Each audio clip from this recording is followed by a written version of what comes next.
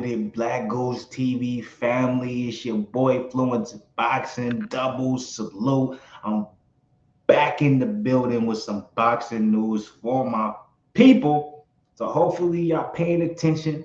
Hopefully y'all ready to get hit with something that y'all ain't been hit with before. So be prepared, brace yourself. I'm here. We talking Joshua Buatsi. We talking Jean Pascal. We talking IBF title. We talking August 30th first bid. Look, and we also talking about, obviously you can see it in the title below, what happened to Dmitry Bivol.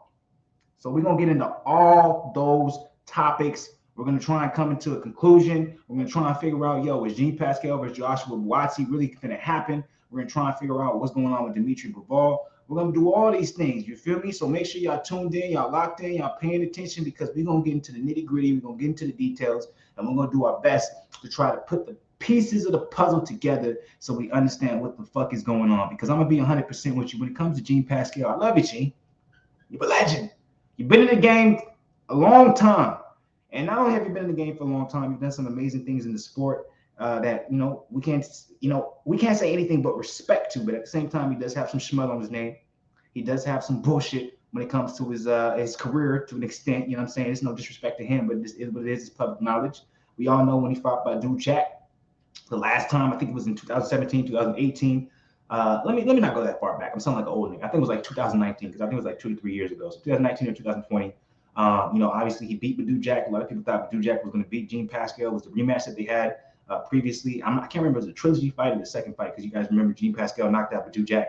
And then this was, him getting his revenge. So it might have been a trilogy fight, because I think Buatsi won one fight, got knocked out the next. This was a trilogy. I might be wrong. Make sure you guys correct me, because I know you guys have just as much boxing knowledge as me, if not more. So Jean Pascal ended up winning a very close decision against Buatsi about 2 years ago. And with that being said, after he won the decision, and a lot of people felt like Buatsi got robbed, we ended up finding out that Jean Pascal tested for every steroid in the book. Not only every steroid in the book, he had SARMs in him, all types of shit, right? Got stripped, got shunned. A lot of people had a lot of shit to say, but in reality, very few people had shit to say, because Jean Pascal isn't really on no one's radar. Me personally, I'm a boxing head. I'm a heavy boxing fan. I'm a hardcore boxing fan, I like to call myself. I was like, there's no way this man could come back and rebound from this. He literally got popped for everything in the book. Now, I'm not saying that's going to end Jean Pascal's career, but I was like, there's no way he's going to be back on the big stage, main event, pay-per-view, whatever the case may be. There's no way he can do that again, because what he got popped for after that Buatsi fight, it doesn't even sound ethical to allow this man back into a position where he can fight a up-and-comer or a well-established fighter, or even like fuck all who he's fighting.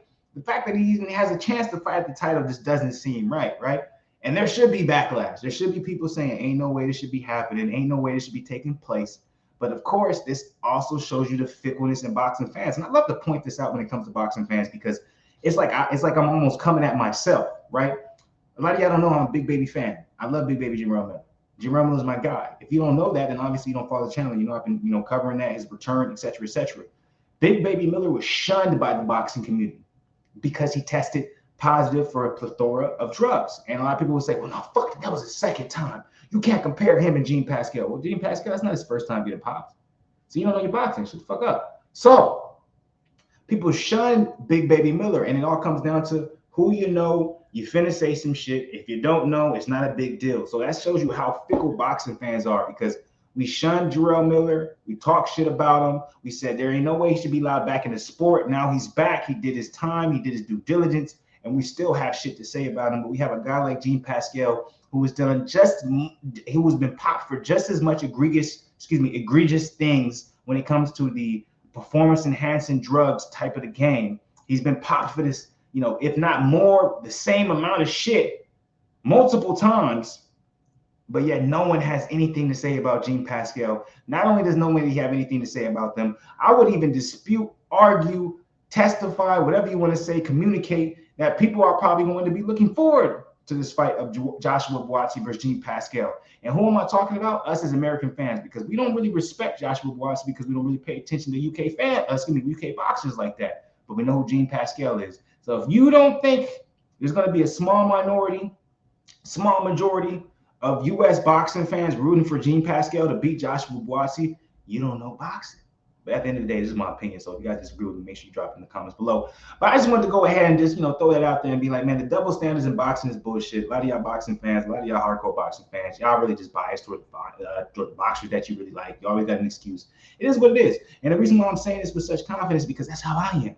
So it's like, yo, look in the mirror. I'm the few YouTube boxing channels where I'm willing to tell it like it is. I'm willing to say, we all got bias in us. We all want to lean toward our favorite fighters. We always got something to say or an excuse or whatever to say why this fighter should be treated different. This fighter should be this, da da da da.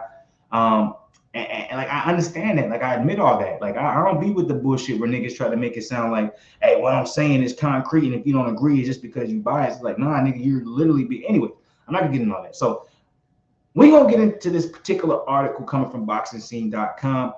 And the reason why we're getting into this is because I'm trying to figure out, does this mean Dmitry Bivol versus Joshua Buatsi is totally out of the picture? Because if you remember, Eddie Hearn was saying we want to make Joshua Buatsi versus Dmitry Bivol happen, because we all know that Anthony Yarde versus Beterbiev is happening at the end of the year. So Dmitry Bivol, he needed a partner, he needed a sparring partner, he needed somebody to dance with.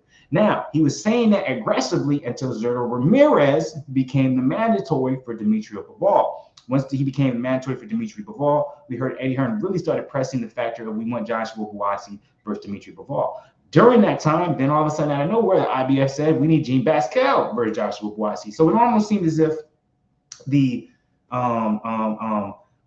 title holders, or not the title holders, but the title promotional base or the title companies, when it comes to, I think it's the WBO that ordered Dmitry Bivol versus Zurdo Ramirez, it's either WBO or WBC, and the IBF ordering Joshua Buatsi versus Jean Pascal. It almost seems like they're on different agendas than maybe what the promoter and Eddie Hearn is hoping to get, where he's trying to make a big fight between Joshua Buatsi versus Dmitry Bivol, which will make a lot of money. So it almost seems like no, we're not going to go that route. Let's go ahead and order these mandatories and see what ends up happening. So we all know the mandatory was ordered for Dmitry Bivol versus Zurdo Ramirez. I'm pretty sure it was the WBO. If I'm wrong, make sure you guys correct me below. And obviously, you guys see Joshua Buatsi versus Jean Pascal was ordered by the IBF. That was actually ordered probably a couple months ago. I actually covered a video on that. But since nobody has actually moved forward to acknowledge it and make something happen, they're going to have a purse bid.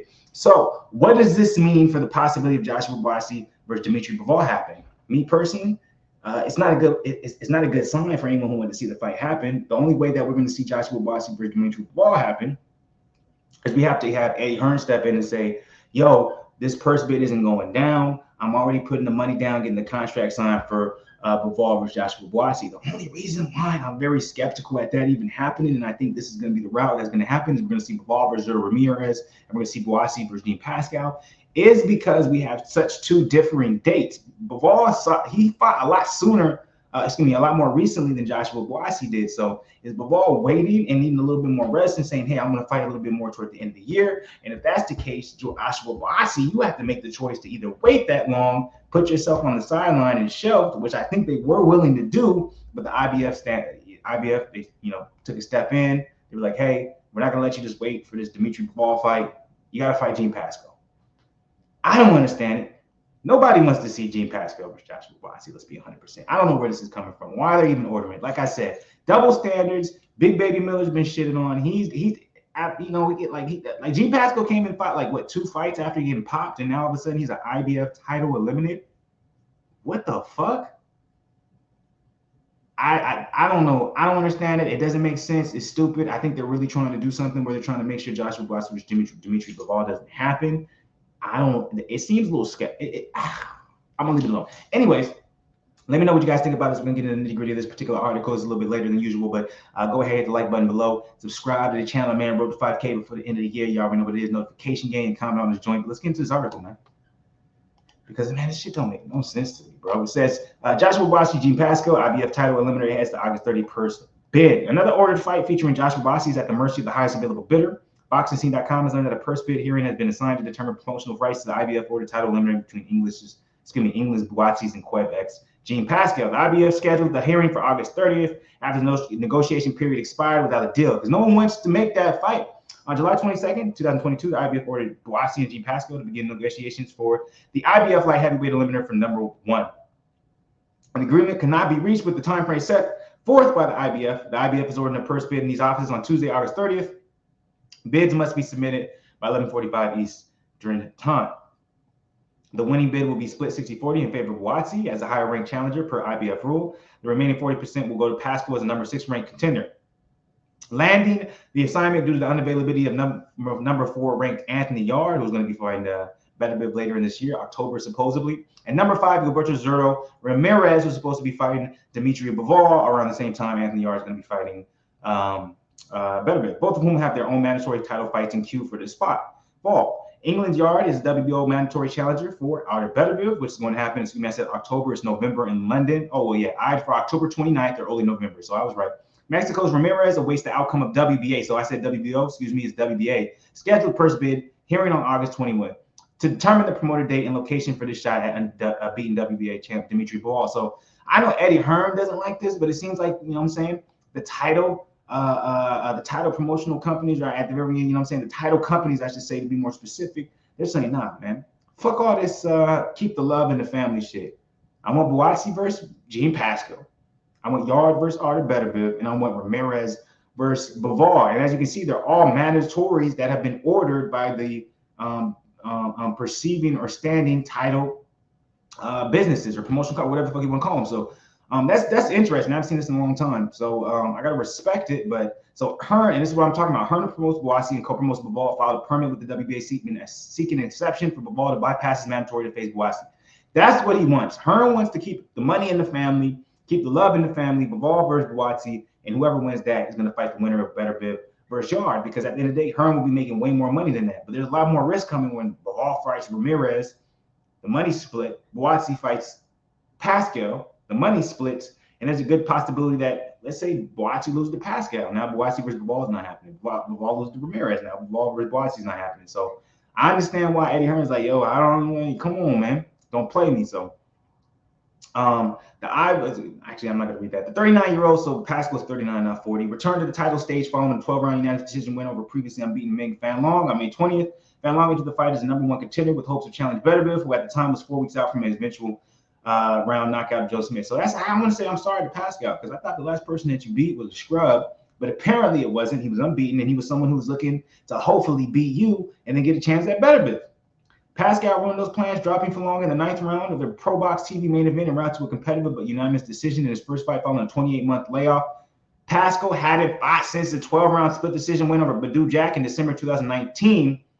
I love how, okay, here we go. Pascal, the reason why it was why the decision was overturned was because Pascal tested positive for multiple banned substances through testing contracted by VADA. He's since proven to be a clean fighter, and with his win over Long, still a top player at light heavyweight. So that's very interesting. Per IBF purse bid rules, all participating promoters are required to submit a $5,000 non-refundable participation fee at the time of the hearing. The winning bid must be accompanied by a 10% deposit on site, with additional 10% to be paid to the IBF within 5 business days of the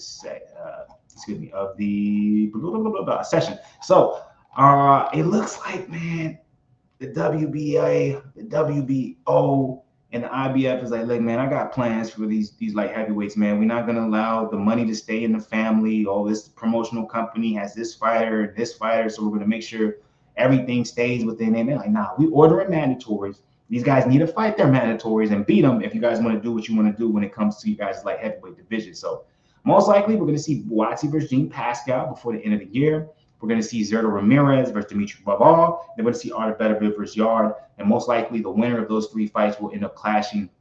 2 of the 3 obviously will end up clashing in next year. And then most likely whoever wins that fight will fight the 1 remaining person who didn't get that opportunity. So let me know what you guys think about this particular video. Let me know, what you guys think about all this boxing news. Jean Pascal being back, Joshua Buatsi most likely happening, Zurdo Ramirez versus Bivol happening most likely, and then Yarde versus Beterbiev happening. Which one are you guys most excited for? How do you guys feel about Buatsi fighting Pascal and Pascal being back? We'd love to hear you guys' opinion on it. So make sure you guys drop it below in the comments. After you drop it below in the comments, just work your way up a little bit. Hit the like button. Right next to the like button is that comment. That subscribe button. Hit the subscribe button. Road to 5K. You already know what it is, notification game, because I'm always dropping good content. Much love to people. Much love to everyone on Sports Nigga side of the game. I'll be back, but with more weapons Nah, strike that. I'll be back with more boxing. Stay blessed, not stressed. Much love to people. You already know who it is. Your boy Florence Boxing.